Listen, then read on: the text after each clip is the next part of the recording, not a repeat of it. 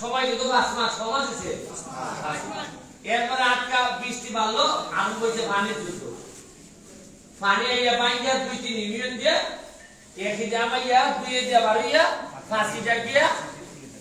ফাঁসের অনেক ক্ষতি করলো মুখা মানছে বন্যার ভানির উঠে গাড়িয়া আমি আটু বড় তো লঙ্গি তুললে আমার গাইলা ভোট দিছিলাম না আমার পেটা ভোট দিছে তো গাই নিচু আমি এটা মাইনা নিছি যে ভোট দিছে বেটা 5 বছর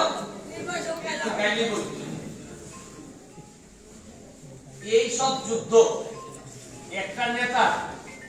একটা চেয়ারম্যান আমি আগে ভাবতাম চেয়ারম্যানের ব্যাপারে আমার ধারণা আছে যে চেয়ারম্যান নামে হয়তো কিছু ফাঁকি ঝুঁকিটা চলে এখন আমি এমপিওয়ার পর দেখতেছি সবচেয়ে কঠিন কাম হলো চেয়ারম্যান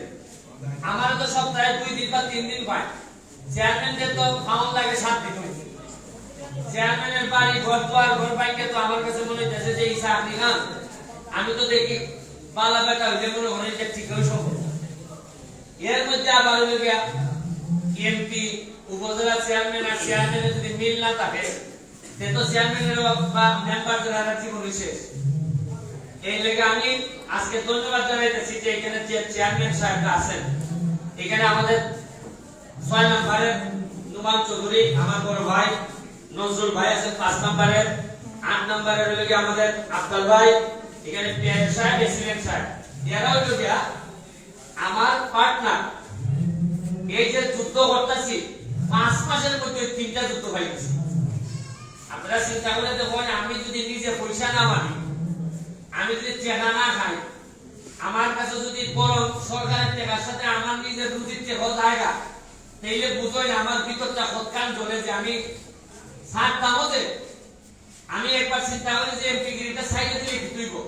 তখন ভাবি যে আমি সাইডে দিলে যদি আরেক বেটা ইয়া যদি এ আগের মতো হাত না মারা শুরু করে তো জীবন শেষ আমরা ওই ছাড়তাম যে ঈশ্বর মনে করি যে আমার তো মানুষের মূর্তি বানাইছে যে ছাড়া লাগে না কইছে যে তুমি যত জানবার আমরা লেগে কষ্ট করে দেখি ভাই কারণ আমার আগে আমার অনুরাগে যদি আমি আপনারা সাইডে যাইয়া তখন মনে হয় যে এই মানুষগুলারে দেখবো বেটা কারণ বাপ তো বা মা গুলোগুলা বলে ভালো যেতে গেলে বলে যত কষ্ট করবো আমার পক্ষে হয়তো এইভাবে সম্ভব হয় না আগামী নির্বাচনে আমি হয়তো চিন্তা চিন্তা করবো এটা জানি না তবে আপনারা লেগে আমরা এই যুদ্ধে আমাদেরকে যিনি সবসময় সহযোগিতা করেন তিনি হচ্ছেন যে জননেত্রী শেখ হাসিনা আমাদের সরকার প্রধান মাননীয় প্রধানমন্ত্রী আমাদেরকে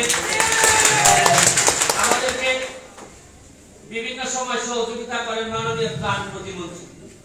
উনি আমাদেরকে বিশেষ করে সোনারঘাট মাধবপুরে আমি ওনারে বুঝাইতে সক্ষম হয়েছি যে আমাদের এখানে আপনারা আগের মতো ভাবলে হবে আমাদের অনেক নাজানা বাকি অনেক বরাদ্দ দিতে হইব আজকে আমরা এখানে 500 খাবার পাইছি এর মধ্যে 250 মাধবপুর 250 সোনারঘাট আরো কিছু এক্সট্রা আইছে আমি একেবারে যারা গরিব যারা দরকার নিশ্চিত করছি বিভিন্ন লোক রেডিয়া আমার সাথে যারা সম্পর্ক ভালো এই বেশিতে কিন্তু দেই নাই বরং যার সাথে যার সম্পর্ক ভালো করা এটা না আসলে প্রকৃত গরিব মানুষ পাইছে কিনা এটা আমি নিশ্চিত করার চেষ্টা করছি এবং আমাদের প্রশাসনও একইভাবে নিশ্চিত করার চেষ্টা করছে